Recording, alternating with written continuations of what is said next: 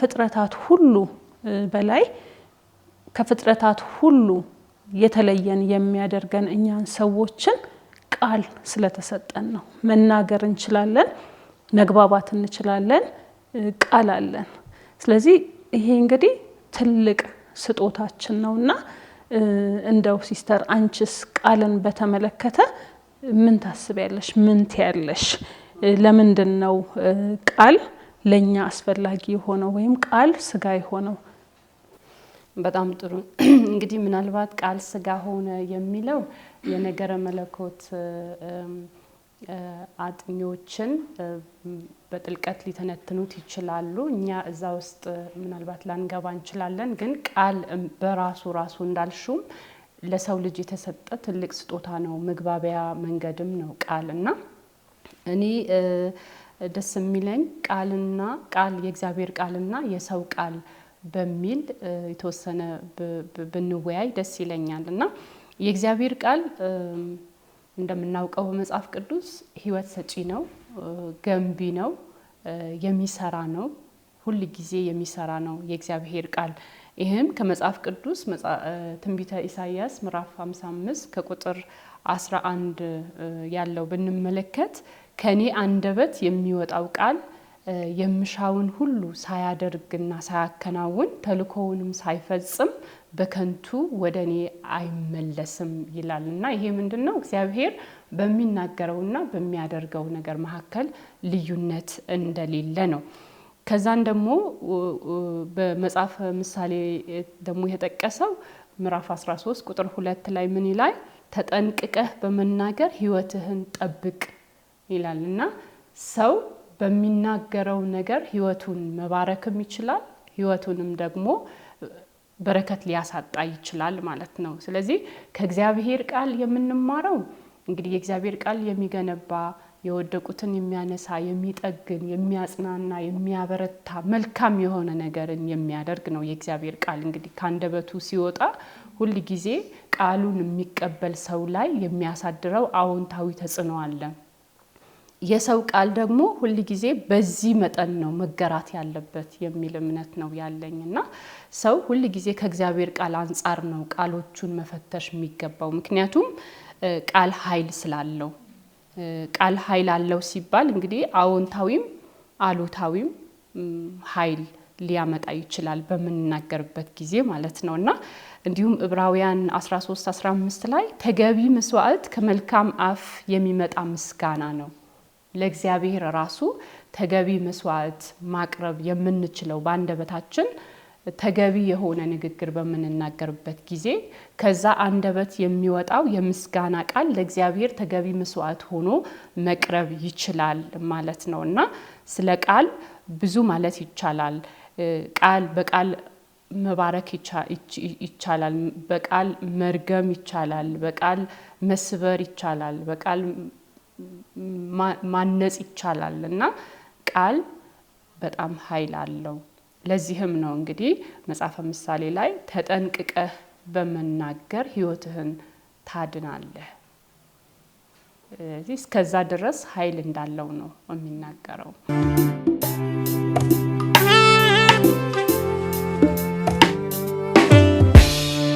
ተጠንቅቀህ በመናገር ሕይወትህን ታድናለህ፣ ተጠንቅቀህ በመናገር የሌሎችንም ሕይወት ታድናለህ የሚለውን ነገርም ልጨምርበት ፈልጋለሁኝ። ምናልባት አሉታዊና አዎንታዊ ባህሪ አለው ቃል ወይም ወደ ሰዎች ሲደርስ የምንለውን ነገር እንደው ከስነ ልቦናም አንፃር ስንመለከተው ብዙ ጥናቶች ተደርገዋል በዚህ ዙሪያ ላይና ለምሳሌ ቃል በልጆች ላይ ወይም ቃል በወላጆች ላይ በትልልቅ ሰዎች ላይ የሚያደርገው ተጽዕኖ የአእምሮ መዋቅርን የሚያጠኑ ሰዎች ምን ይላሉ? አእምሯችን እንደ ላስቲክ ነው። ስለዚህ ከውጪ የሚመጡ ንግግሮች ከውጪ የምናስገባቸው ነገሮች አእምሯችን መዋቅሩን እያስተካከሉት ይሄዳሉ።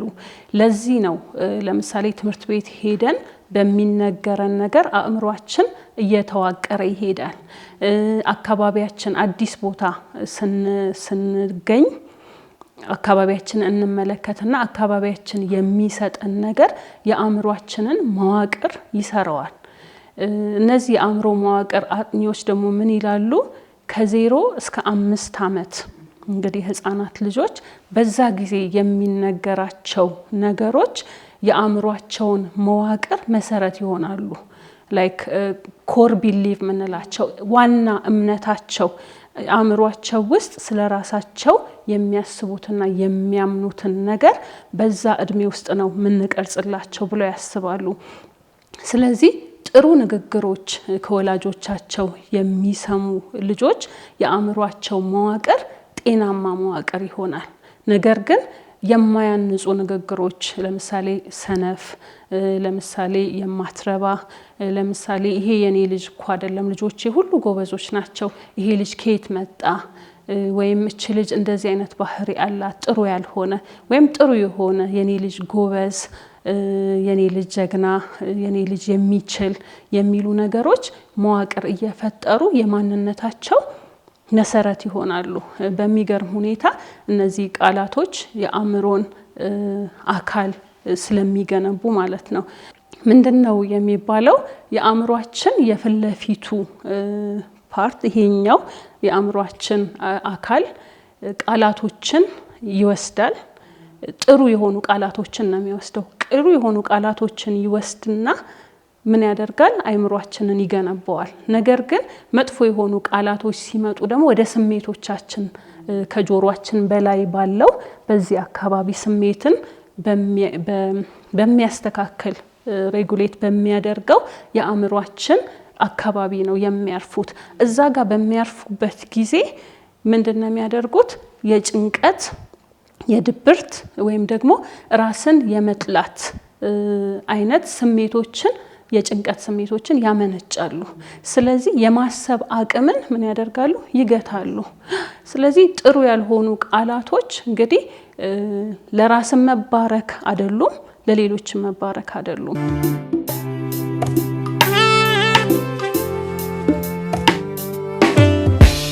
ለሰው ስለምንለውና ሰው ላይ ስለሚያመጣው ተጽዕኖ አወራን እንጂ ተናጋሪውስ ተመልሶ ራስን አይጎዳም ወይ? ክፉ ነገር መናገር እውነት ስንናገረው ባለን አቅም ነው ወይ በኋላ ስናስላስለው የምንገኘው?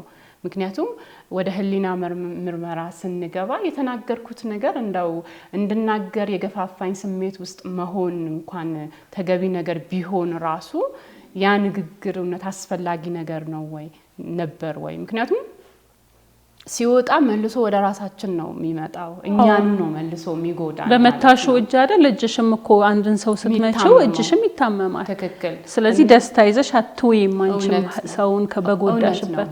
በተለይ ህሊናውን የመረመረ የሚሄድ እንደ ክርስቲያን ለኛ በተለይ ለኛ ለክርስቲያኖች እንግዲህ ክፉን በክፉ አትመልሱ።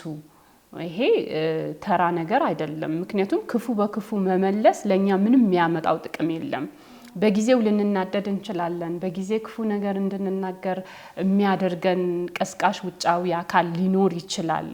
ግን ውስጣችንን መግዛትና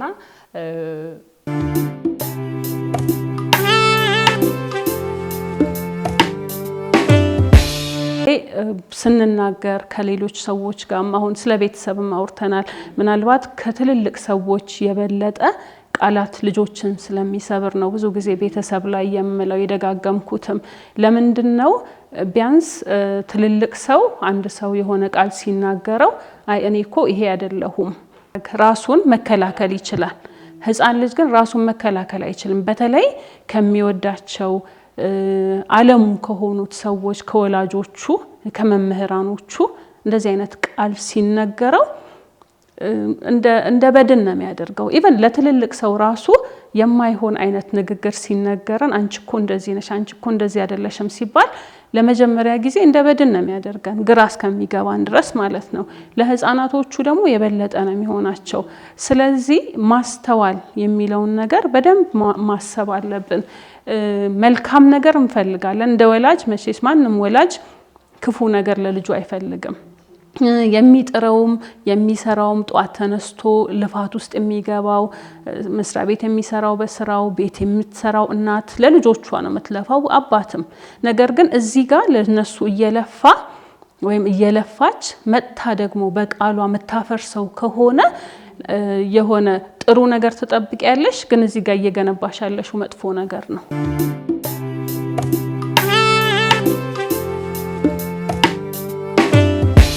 አንዳንድ ጊዜ መልካም ቃላት በመናገር ልማድ ውስጥ ያሉ ሰዎች ካሉ በዙሪያቸው ያልሆነ ነገር የሚናገሩ ሰዎችን በማገዝ ማለት አንዳንድ ጊዜ ሰዎችን እውነትን ለመንገር ከመፍራት ይሁን አላቅም ሰዎች የሚናገሩት ንግግር ትክክል እንዳልሆነ ያያወቅን እናብራቸዋለን ወይ ደግሞ በዝምታችን እናጸድቀዋለን እሱ ራሱ ትክክል አይደለም ምክንያቱም ሰዎች በዙሪያቸው ያሉ ሰዎችን ነው እንግዲህ አይተው የሚጓዙት እና ከነሱ ድጋፍ ሊያገኙ ይገባል እንደዚህ እኮ ስትናገሪ ትክክል አይደለም ባለፈኮ በዚህ ቦታ ላይ ያነሳሽው ሐሳብ እኮ ተገቢ አልነበረም አላስፈላጊ ነበር አንዳንዴ አለመናገርም ይቻላል አለመናገርም እኮ መናገር ነው ሁሉ ጊዜ መናገር አስፈላጊ አይደለም በሁሉም ቦታ ሁሉ ጊዜ ሁሉም ነገር አዋቂ ሆኖ መቅረብም ጥያቄ ሊፈጥር ይገባል ብዬ አስባለሁ አንድ አባባልም እኮ አለ አንድ አባባልም አለ አይደለ ዝምታ ቃላትህ ከዝምታ የማይበልጥ ከሆነ የተሻለ ካልሆነ ዝም በል የሚሉት ጣሊያኖች የሚሉት አባባል አላቸውና ዝምታንም አንዳንዴ መምረጥ ትክክል ጥበብ ነው ምክንያቱም አሁን አንድ ቡድን እዛ ጋር ቁጭ ብሎ ስለ አንድ ርዕሰ ጉዳይ ሲያወራ ምናልባት አስፈላጊ ላይሆን ይችላል እንግዲህ በእኛ ቋንቋ ሐሜት እንለዋለን ብዙ የማይነገርለት ነገር ግን እንደ ልማድ የሚወሰድ ነገር ሊሆን ይችላል አንዳንድ ጊዜ እንደ ፈተናም ነው እንግዲህ ለክርስቲያን ተገቢ ያልሆነ ነገር ተገቢ ባልሆነ ቦታ መናገር ራሱ ውስጣችን በምን እንደተሞላ ያሳያል ምክንያቱም ሰው ቅድም ብለናል ያለውን ነው የሚያወጣው እዚህ የተሞላነው ነገር መልካም የሆነ ነገር ከሆነ የተሞላነው ነገር የእግዚአብሔር ነገር ከሆነ የምንሰጠውም እንደዛው ነገር ነው አላስፈላጊ ቦታ ላይ አላስፈላጊ ነገር አንናገርም ወይ ደግሞ አላስፈላጊ ነገር ሲነገር ከሰማን ደግሞ በእግዚአብሔር ፍቅር የማረም ድፍረትም ይኖረናል ተመሳስለን አንገባም ማለት ነው ይሄ እንግዲህ እውነትንም ከመናገር ጋር የተያያዘ ይመስለኛል እውነት የሚለውንም ነገር ከማወቅ ጋር የተያያዘ ይመስለኛል አዎ እንደዚህ ስትይ ሲስተር ምን ትዛለኝ እነዚህ የንግግር ሰንሰለቶችን እንዴት ነው መስበር የምንችለው አሁን ባልሹ መንገድ ይመስለኛል አንደኛው ዝምታ ነው ሁለተኛ ነገር ደግሞ ትክክል ያልሆነ ነገር ሲኖር ጸጥ ብለን ማጽደቅ ወይም ደግሞ መደገፍ ሳይሆን እዛ ጋር ይሄ እኮ ጥሩ ነገር አይደለም አነጋገርህ እኮ ሰው የሚጎዳ ነው አነጋገርሽ እኮ ሌላውን ሰው የሚያቆስል ነው ርህራሄ የተሞላበት አይደለም አንቺን እንደዚህ ቢሉሽ ኖሮ ደስ ይልሽ ነበር ወይ የሚለን ሰው ማግኘት በአሁን ሰዓት በጣም ውድ ነው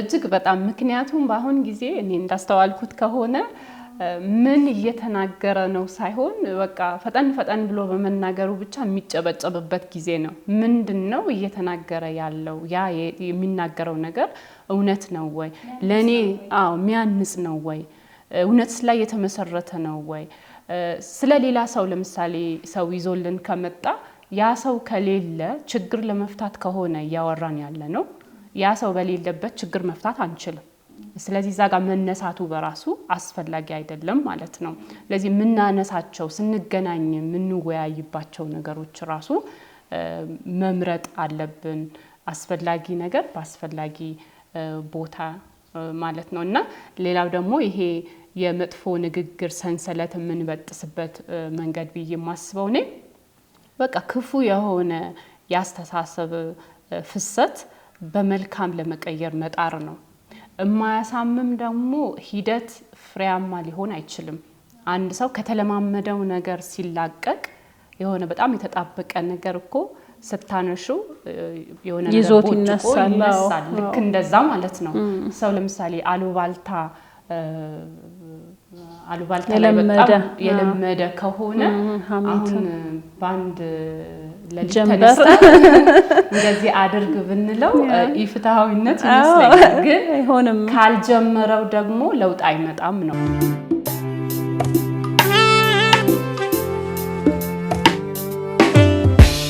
አንድም በሌላም በቃላት የቆሰሉ ሰዎች ሊኖሩ ይችላሉ ወይ ደግሞ በንዴት ተገፋፍተው ሌሎችን አቁስለው አሁን ደግሞ በመጸጸት ላይ ያሉ ሊኖሩ ይችላሉና ቃላትና ይቅርታስ እንዴት ማያያዝ እንችላለን የሚለው ላይ ትንሽ ብንነጋገር ብዬ አሰብኩኝ። በጣም ጥሩ ነገር ነው። ቃላትና ይቅርታ ማንም ሰው በህይወቱ ያላስቀየመ የለም ወይም ያልተቀየመ የለም በተለያየ መልኩ። ስለዚህ ያቆሰሉን ሰዎች በህይወታችን አሉ፣ ያቆሰልናቸው ሰዎች ደግሞ በህይወታችን አሉ። ስለዚህ ያቆሰሉን ሰዎች በህይወታችን ሲኖሩ እንግዲህ ይቅርታ ማድረግ ይጠበቅብናል።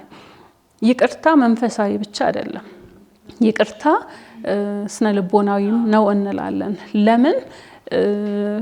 አንድ ነገር በምንይዝበት ጊዜ ለምሳሌ ይሄን እስክሪብቶ ሊሆን ይችላል ወይም ከዚህ ከበድ ያለ ነገር ለአንድ ቀን ቢይዘው ምናልባት ብዙ ላይ ከብድ ይችላል። ለ10 ዓመት ለ20 ዓመት አንድ ብርጭቆ እንኳን ይዤ በቀመጥ እጄ ፓራላይዝድ ይሆናል፣ ይዝላል፣ ፓራላይዝድ ይሆናል፣ ሌላ ነገር መቀበል አይችልም። እና ንዴትን ቂምን በምንይዝበት ጊዜ የአእምሯችን አንዱ ቦታ ያንን ነገር ህይወት እየሰጠው ይዞት ነው የሚኖረው። ስለዚህ ካለቀቅነው በስተቀር ያ የአእምሯችን ቦታ ለሌላ ነገር ዝግጁ አይደለም። ስለዚህ ይቅርታ ማድረግን መለማመድ መልቀቅ ማለት ከመንፈሳዊነቱም ለኛ ለራሳችን ጥቅም አለው። እሳት ይዞ ከመቀመጥ እሳትን መልቀቅ ይሻላል በሚል ነው። ሌላው ደግሞ ለራሳችንም ይቅርታ ማድረግ፣ ሌሎችንም ይቅርታ መጠየቅ። ምናቀው ነገር ከሆነ ጎርተናቸው ከሆነ እንደው በተቻለን መጠን ሄደን ይቅር በሉኝ አውቄ አይደለም ያደረኩት። ምክንያቱም በየቀኑ እኛ እንደ ክርስቲያኖች እንደ ካቶሊኮች አባታችን ሆይ የሚለው ጸሎት የክርስቲያኖች ሁሉ ጸሎት ነው። እኛን የበደሉንን ይቅር እንደምንል በደላችንን ይቅር በለን ነው። ይቅር ካላለን ሸክሙ ለኛው ነው ለእግዚአብሔርም አይደለምና ይሄ በጣም አስፈላጊ ነገር ነው። ምናልባት አንቺ የምትጨምሪው ነገር ይኖራል ሲስተር? ወሳኝ ነገር ነው። በጣም ትክክል ነው። ባልሽው ላይ የምጨምረው ምንድነው ይቅርታ እንደ ምርጫም አይደለም። በተለይ በአሁን ጊዜ ይቅር አለ ማለት ለብዙ በሽታዎች የሚዳርግ ነገር እንደሆነ ነው እንዳውም ሳይንስም የሚያረጋግጠውና ምክንያቱም ይቅር ካለ ማለት የተነሳ ቅድም እንዳነሳሽው አንድን ነገር በቃ የሙጥኝ ብዬ በርግጥ ሰው ያ ግለሰብ የያዘበት የራሱ በቂ እውነት አለው። ብትጠይቂው አሁን አንድ ሰው ገጥሞሽ እንደሆነ ሰዎች ለማስታረቅ እንትን ስትይ ሁለቱም እውነት አላቸው። እውነት ነው፣ ሁለቱም ሰዎች እውነት አላቸው። ምንም እንኳን አንዱ እውነት ቢሆንም እውነቱ ግን ሁለቱም ሰዎች በራሳቸው እይታ እውነት አላቸው ስለተከሰተው ነገር ግን ያለው ብቸኛው አማራጭ አንዱ ሰው መተው መቻል አለበት። ሁለቱም ለራሳቸው በመጀመሪያ እንደተባለውም ለገዛ ራሳቸው ለጤና፣ ለአይምሮ፣ ለአካል፣ ለመንፈስ ጤና። ምክንያቱም እኛ የተያያዝነን አይምሮአችን ከተጎዳ መንፈሳችን ይረበሻል። መንፈሳችን ሲረበሽ አካላችን ላይ ተጽዕኖ ያመጣበታል። ምክንያቱም ለያይተን ከፋፍለን አይደለም የምንታመመው። ስንታመም ሁለንተናችን ነው የሚታመመው። መነሻው የአይምሮ ሊሆን ይችላል፣ መነሻው የአካል ቁስል ሊሆን ይችላል፣ መነሻው የመንፈስ ቁስል ሊሆን ይችላል እና ይቅር አለ ማለት የሚያመጣው ህመም መረዳት በራሱ አንድ ሰው መቼስ ከህመሙ ለመዳን የትም ይሄዳል አይደለ? አንድ ህመም ቢኖርበት እንግዲህ ዛሬ ሐኪሞች እንዲህ አይነት ህመም አለብህ ቢሉት የማያማክረው ዶክተር የለም። ግን ይቅር ማለት ሐኪሞችን ፈልገን የተሻለ ሐኪም ቤት ሄደን የተሻለ ሐኪም ፈልገን ገንዘብ አውጥተን ከምናደርገው ሂደት ይበልጣል ወይ? አዎ ይበልጣል። ምክንያቱም ያኛው ውጫዊ ሂደት ነው የምናደርገው፣ ይሄ ከገዛ ራሳችን ጋር ነው ትግሉ ማለት ነው። እና ምክንያቱም እኔነት የሚል ነገር ይመጣል። እኔ እንዴት ቀድሜ ይቅር እላለሁ ተበድዬ? ይሄ ነው እንግዲህ ቁልፉ ብዬ ነው የማስበውና ግን እኔ በረት ላይ ከተኛው ክርስቶስ እበልጣለሁ ወይ?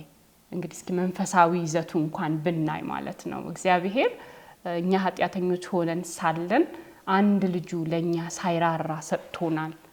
አጥፊዎች ሆነ እርቅ የመጣው ግን ከሱ ዘንድ ነው።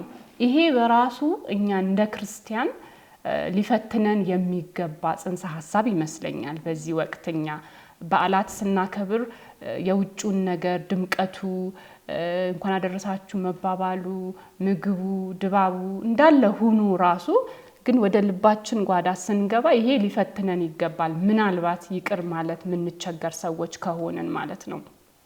እግዚአብሔር ይቅር ባለን መጠን ይቅር እንበል ማለት አይደለም። የገዛ ራስን ውስንነት ያስፈልጋል። ግን ይቅር ማለት እኔ ጸጋ የሚጠይቅ ይመስለኛል።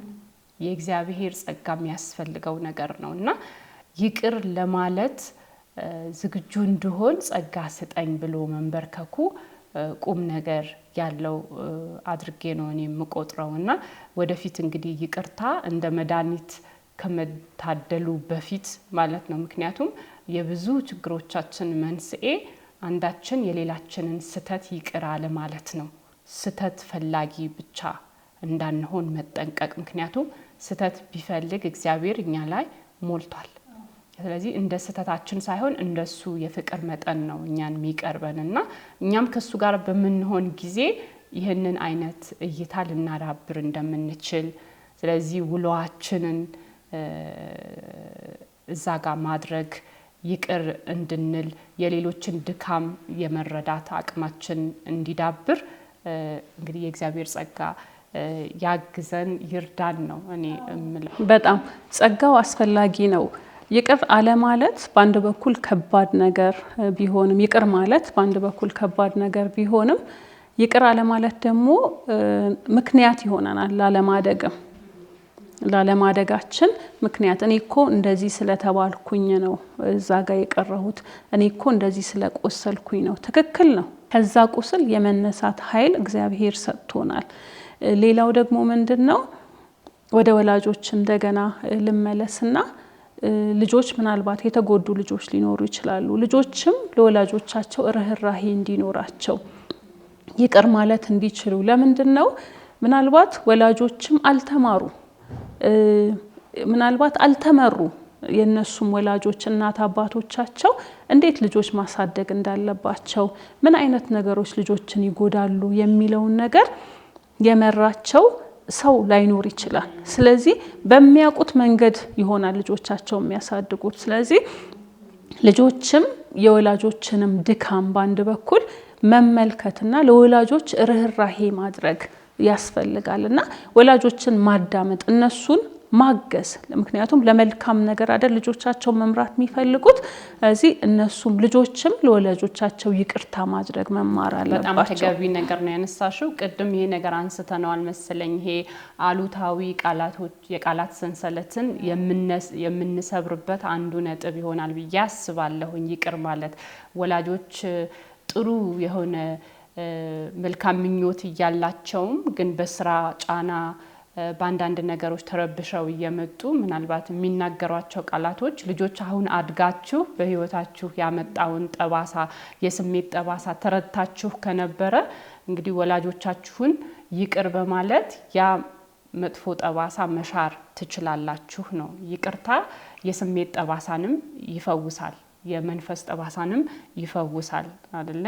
አንድ የተከሰተ ነገር እኛ ላይ ቁስሉ እየተረጋጋ ቢሄድም ጠባሳው ግን አብሮን የሚኖር ነገር ሊሆን ይችላል። ነገር ግን ባየነው ቁጥር የተማርንበት የሆነ እንደሆነ ማየቱ እንግዲህ ለዚህ ይቅርታ በጣም ወሳኝ ነገር ነው። እንዳልሽው የተማርንበት ያልሽውን ነገር ላይ ማስመር ፈልጋለሁ። እንግዲህ የተማርንበት ነገር ሲሆን እኛም ያደገን ምን ሄዷል። ልጆችም ከሆኑ ያደጉ ወጣቶችም ከሆኑ ወደፊት አባት እናት እየሆኑ ወይም ደግሞ መነኩሴ እየሆኑ ወይ ካህን እየሆኑ የህይወትን መንገድ እየመሩ ነው የሚሄዱት። ስለዚህ እነሱም ከጠባሳቸው ተምረው ሌሎችን አለማቁሰል ይሄንን ሰንሰለት የመስበሪያ መንገድ ነው። ሌላ ደግሞ አመስጋኝ መሆን ባለን ነገር በቃላት ማመስገን ምናመሰግንባቸውን ነገሮች በየቀኑ መቁጠር አንደበታችን ጥሩ ነገር እንዲለማመድ ያደርጋል። ሌላው አንድ የመጨረሻ ምለው መባረክ መመረቅ ቀደም ብለሽው ነበር። ልጆቻችንን እንመርቃቸው። ልጆቻችንን ማንኛውንም ሰው ስንነሳ በልቦናችን የሚያድረውን ሰው እማሆይ ትሬዛ ይላሉ። እማሆይ ትሬዛ በጸሎት ላይ ሆኜ ይላሉ በአይምሮዬ የሚያልፉ ሰዎች አሉ እና በሚያልፉበት ቁጥር ሁሉ እባርካቸዋለሁ። ይሄ ትልቅ ነገር ነው። ስለዚህ እኛም በህይወታችን የሚያልፉ በጸሎት ሰዓት ሊሆን ይችላል፣ ባስተንትኖ ሰዓት ወይ ቁጭ ብለን ወይም እንደ ባጠገባችንም የሚያልፉ ሰዎች መጥፎ የሆነ ኃይል ወደኛ ከመጣ የእርግማን ኃይል፣ የመናደድ ኃይል እንባርካቸው። ያ በረከት ለኛም በረከት ነው፣ ለነሱም በረከት ይሆናል። ትልቅም ደግሞ ኃላፊነታችን ነው እንደ ክርስቲያንም ማለት ነው። ስለዚህ ጠላትህን ውደድ ትልቁ የጌታችን የመድኃኒታችን የኢየሱስ ክርስቶስ እንግዲህ እኔ እንደ ከተዛዛቶች ሁሉ ዋናው ይመስለኛል። እንግዲህ የማንችለው ነገር አላዘዘንም ብዬ አስባለሁኝ። ባንዴ ላንችለው እንችላለን። ባንዴ እውነት እኔ ጠላቴን እወዳለሁ ብለን በጉራ ላንናገር እንችላለን። ግን ለመጀመር እንዳረፈደ ነው። በየቀኑ ለመጀመር እንዳረፈደ ነው። ብዙ ጠላቶች ላይኖሩን ይችል ይሆናል። ግን በየቀኑ ጥቃቅን የማይባሉ ምናልባት ተገቢ ያልሆኑ ንግግሮች ወደኛ ጆሮ ሊመጡ ይችላሉ። ስለገዛ ራሳችን የተባሉ ነገሮች ሊኖሩ ይችላሉ እና መባረክ እግዚአብሔር እንግዲህ ያስተካክልህ ወይ እግዚአብሔር ያስተካክልሽ።